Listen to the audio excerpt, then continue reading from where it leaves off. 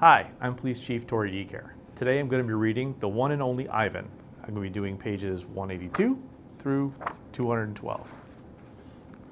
Most of the day I doze. Late in the afternoon, Mac approaches. Bob slips under the knot tag. He prefers to keep a low profile around Mac. Mac's gaze fills on my pool. A corner of my paintings is visible. "What's that, big guy?" he asks. I calmly eat an orange, ignoring him, but my heart is racing. Mac kicks at my plastic pool. Underneath it are all the paintings. Mac yanks on a piece of paper. It slips out easily, and he doesn't seem to notice the other paintings. The page is striped with green, which is what happens when blue paint and yellow paint mix together. It's supposed to be a patch of grass. "Not bad. Where'd you guys get the paint anyway, George's kid?" He considers. I'll bet I can get 30 for this picture, maybe even 40. Mac turns on my TV. It's a Western. There's a human with a big hat and a small gun. He has a shiny star pinned to his chest. That means he's the sheriff, and he'll be getting rid of all the bad guys.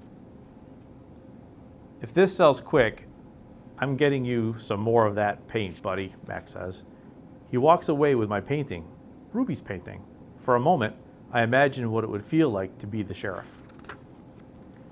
"Good news, huh?" Bob says when Mac's out of earshot. "Looks like you might be getting some of those supplies." "I don't want to paint for Mac," I say. "I'm painting for Ruby." "You can do both," Bob says. "You're an artist, after all." While I watch the movie, I try to come up with a new hiding place for my paintings. Maybe I think I could fold them once they're dry and then stuff them into the knot tag. It's a long movie. At the end, the sheriff marries the woman who owns the saloon, which is a watering hole for humans, but not horses. It's been a long time since I've seen a Western that was also a romance. "I like that movie," I say to Bob. "Too many horses, not enough dogs," he comments. An ad comes on. I don't understand ads. They're not like Westerns, where you know who the bad guy is supposed to be, and they're hardly ever romantic unless the man and the woman are brushing their teeth before they face lick. I watch an ad for an underarm deodorant.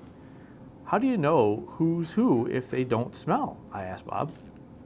"Humans reek," Bob replies. "They just don't notice because they have incompetent noses." Another ad comes on. I see children and their parents buying tickets, just like the tickets Mac sells. They laugh, enjoy their ice cream cones as they walk down a path.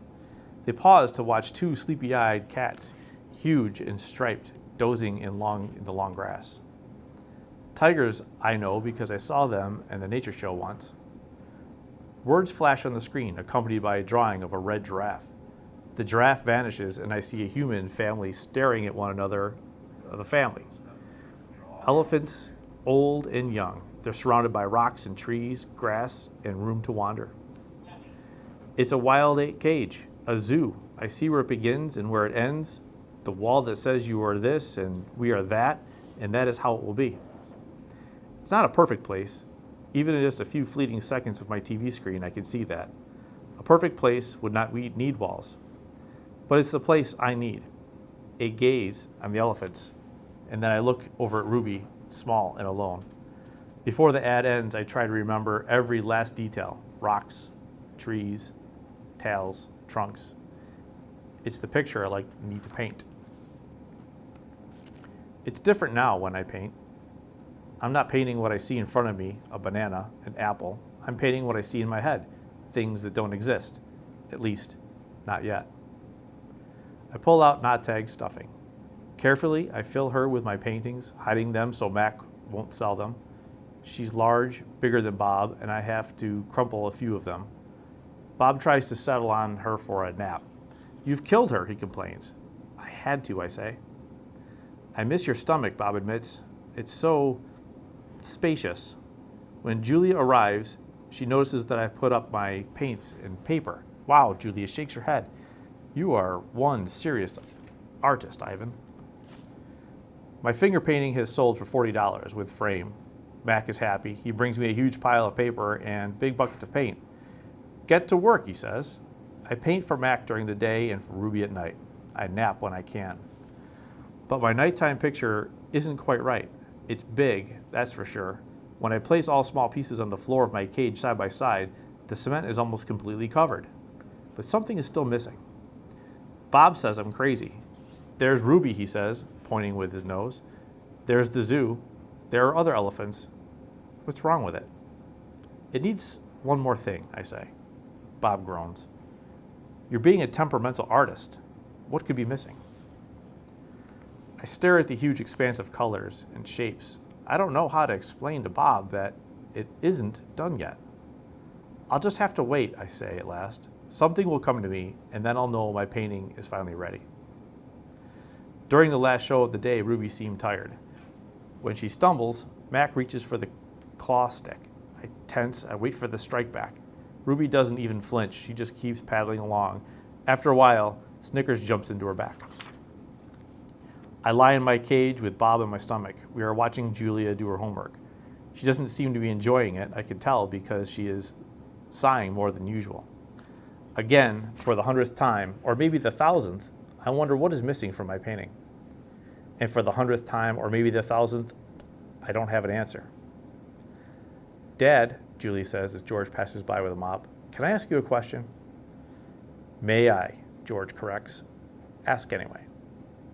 Julia glances down at the piece of paper. What's the difference between the word spelled P-R-I-N-C-I-P-A-L and the one spelled P-R-I-N-C-I-P-L-E? The first one is the head of the school, like Mrs. Garcia. The second one is a belief that helps you know what's right or wrong. He smiles. For example, it's against my principles to do my daughter's homework for her. Julia groans. If I'm going to be an artist when I grow up, why do I need to know how to spell? With a laugh, George heads off. Poor Julia, I think. Gorillas get by just fine without learning how to spell. All those endless letters, those sticks and circles and zigzags, filling up books and magazines, billboards and candy wrappers. Words.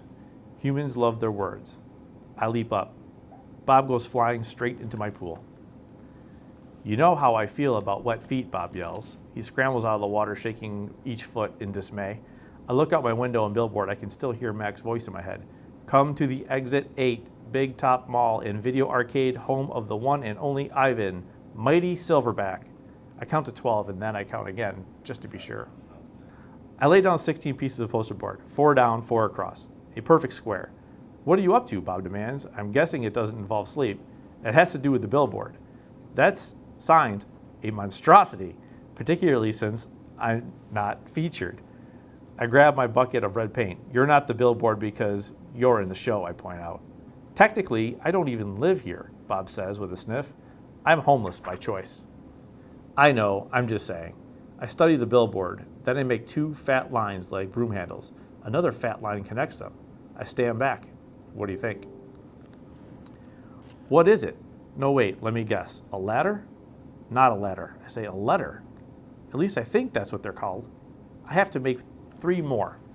Bob cuddles up next to Not Tag. Why? He asks, yawning. Because then I'll have a word. A very important word. I dip my fingers into the paint. What word? Bob asks. Home. Bob closes his eyes.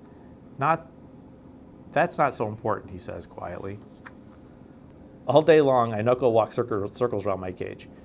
I'm so nervous I can't nap. I can't even eat. Well, not very much anyway. I'm ready to show Julia what I've made.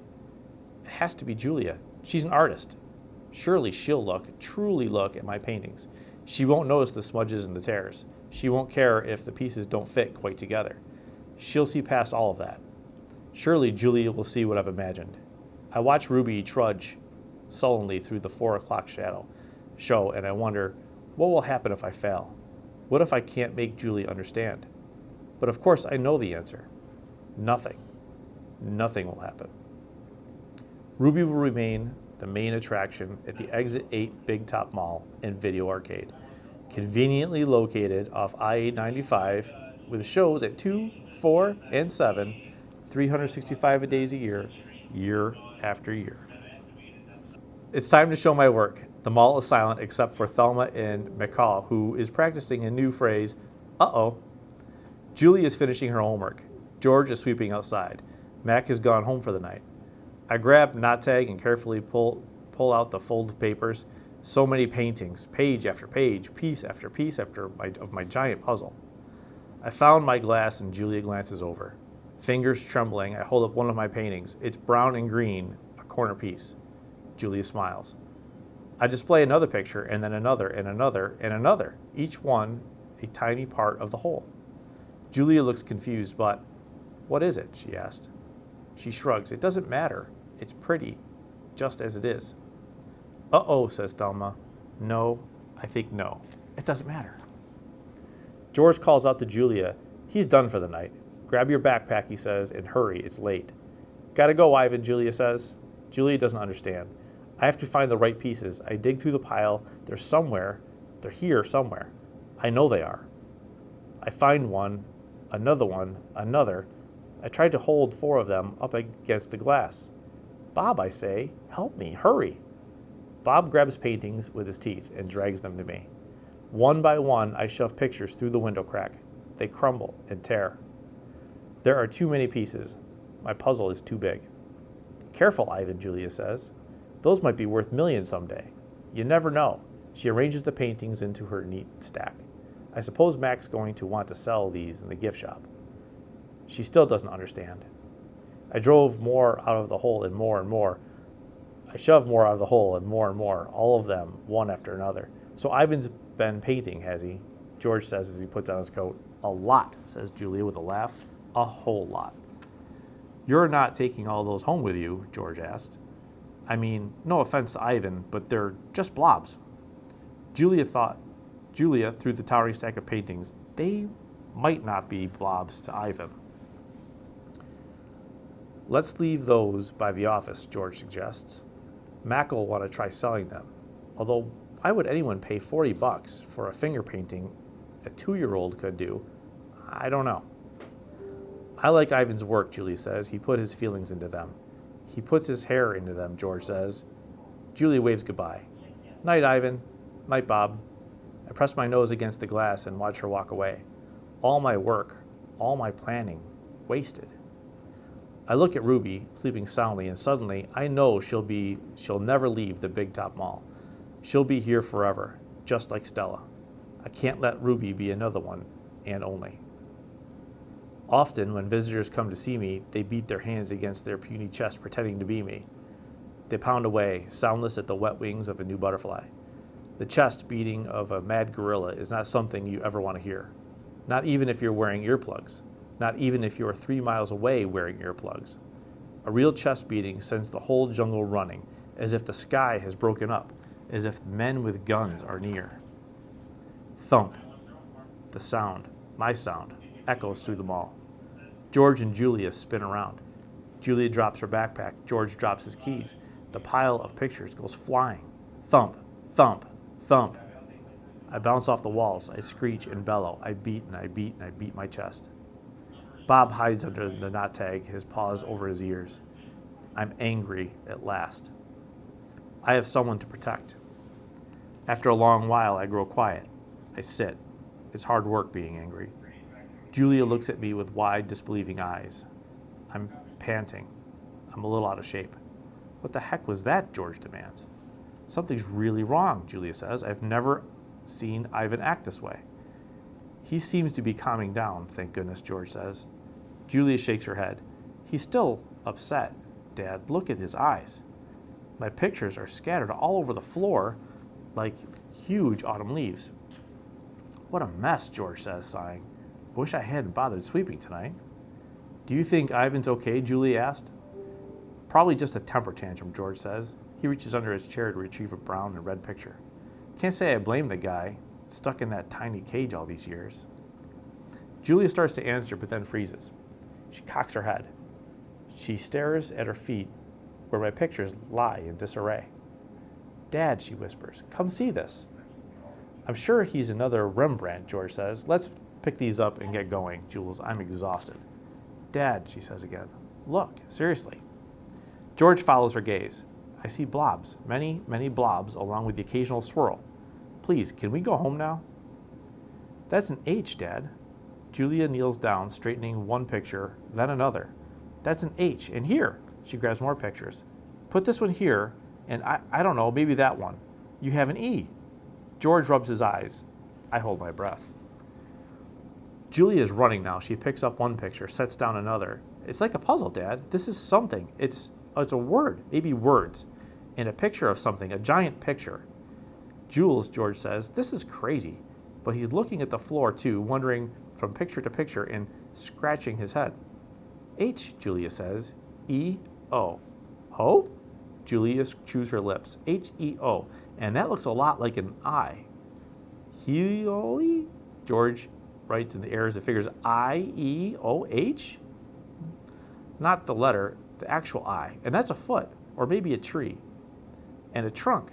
Dad, I think that's a trunk. Julia runs to my window. Ivan, she whispers, what did you make? I stare back. I cross my arms. This is taking much longer than I thought it would.